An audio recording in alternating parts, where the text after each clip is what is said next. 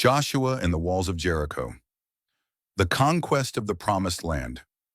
The story of Joshua and the Walls of Jericho stands as one of the most dramatic and memorable narratives in the Hebrew Bible. Found primarily in the book of Joshua, this account marks the beginning of the Israelites' entry into Canaan, the land that had been promised to their ancestor Abraham. More than a tale of military victory, the fall of Jericho represents themes of divine authority, covenant loyalty, judgment, and redemption. As the Israelites moved from a nomadic, wilderness existence into a settled life in a land of their own, this pivotal episode shaped their national identity and spiritual outlook.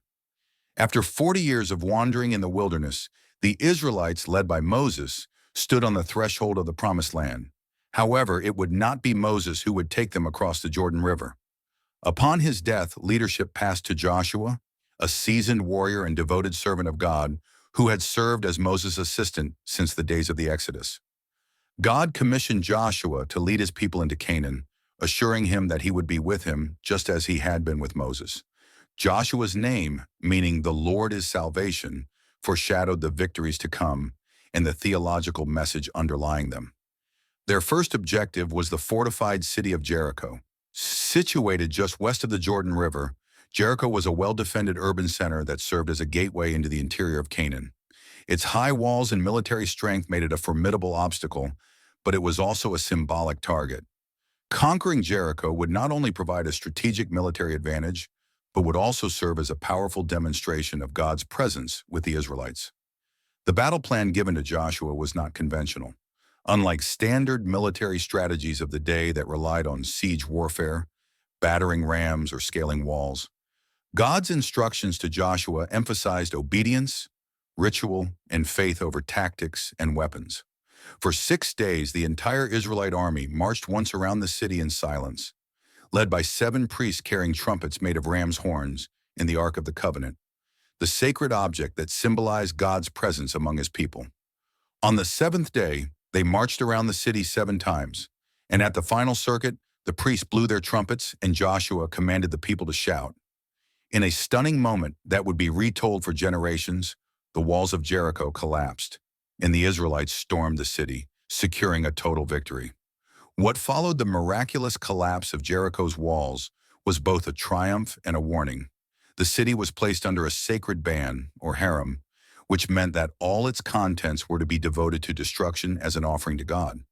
This act served to emphasize that the victory belonged to God alone. Among the few spared was Rahab, a local prostitute who had earlier protected Israelite spies. Because of her faith and assistance, she and her family were rescued and incorporated into the Israelite community. Her story, placed within this larger narrative of conquest, offered a striking example of divine mercy and inclusion. Rahab, a Canaanite and outsider, became a participant in the redemptive history of Israel. The theological implications of Jericho's fall are profound.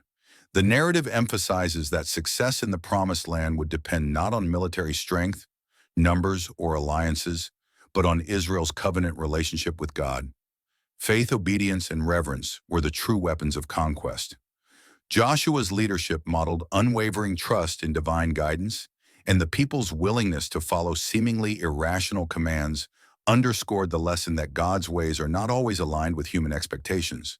Following Jericho, the conquest of Canaan continued in stages. The Israelites moved against the city of Ai, but their initial attempt failed due to disobedience within the camp. A man named Achan had violated the ban on spoils from Jericho, and his sin brought defeat upon the whole nation. After Achan's punishment and a renewed commitment to God's commands, Ai was successfully captured. This episode reinforced the collective nature of Israel's covenant responsibilities and the seriousness with which holiness and obedience were to be treated. The conquest narrative in the book of Joshua unfolds with campaigns in the southern and northern regions of Canaan. Joshua led the Israelites in defeating a coalition of kings in the south after a deceptive treaty was made with the Gibeonites. Despite being tricked, Israel honored the treaty, and when Gibeon was attacked by other Canaanite kings, Joshua defended them in a dramatic battle that included what the text describes as a miraculous prolonging of the day. These accounts continue to emphasize divine intervention, covenant fidelity, and the centrality of God's presence in the campaign. The northern campaign followed a similar pattern, with Joshua defeating a coalition of kings and securing much of the land. After these major battles, the land was divided among the tribes of Israel. Though some pockets of resistance remained and not all territories were immediately conquered, the bulk of the land was brought under Israelite control, fulfilling the promise made to the patriarchs. From a historical and archaeological standpoint, the conquest of Canaan, and particularly the fall of Jericho, has been the subject of much debate. Excavations at Tel Sultan, identified as the site of ancient Jericho, have revealed significant remains of fortifications and evidence of destruction. However, scholars disagree on the dating of these events and whether they correspond to the biblical narrative. Some argue that the archaeological layers do not match the proposed timeline, while others suggest that reinterpretation of the data may support aspects of the biblical account. While definitive archaeological proof remains elusive, the story of Jericho continues to resonate powerfully in religious tradition. Beyond questions of historicity, the narrative serves enduring theological and moral purposes. It affirms that God is faithful to his promises, that divine power operates beyond human logic, and that obedience is the path to blessing. At the same time, the story does not shy away from the complexity of divine judgment and human agency. The total destruction of Jericho raises questions of morality and justice that continue to challenge readers, prompting deep reflection on the nature of God's holiness and the seriousness of sin. The legacy of Joshua in the fall of Jericho extends far beyond its ancient setting. In Jewish tradition, it marks the fulfillment of God's promise to Abraham and the beginning of Israel's identity as a nation in its own land. In Christian thought, it prefigures themes of spiritual warfare, redemption, and the power of faith.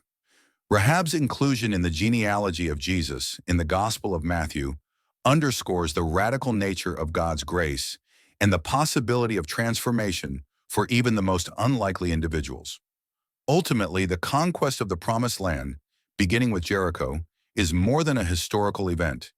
It is a theological drama that calls every generation to consider the meaning of faith, the cost of disobedience, and the overwhelming power of divine purpose. Through the story of Joshua and Jericho, we are reminded that walls, whether physical or spiritual, can and do fall when confronted by the presence and power of God. Thanks for watching. Don't forget to like and subscribe to our YouTube channel.